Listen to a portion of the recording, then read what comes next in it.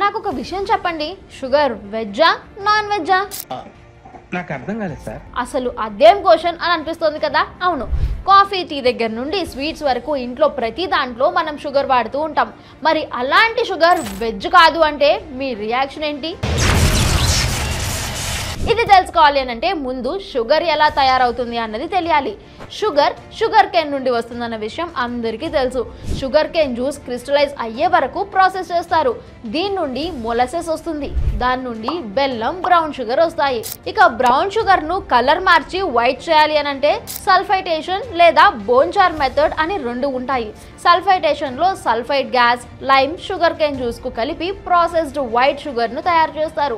ఇది చాలా dangerous and health రిస్కులు కూడా ఉంటాయి అని స్టడీస్ చెప్తున్నాయి. ఇక బోన్చార్ మెథడ్ లో ఆవులు, గేదెలు, పందులు ఇలాంటి యానిమల్ బోన్స్ ను వాడి షుగర్ కలర్ ను వైట్ గా చేస్తారట. ఇప్పుడు చెప్పండి, షుగర్ వెజ్జా నాన్ వెజ్జా?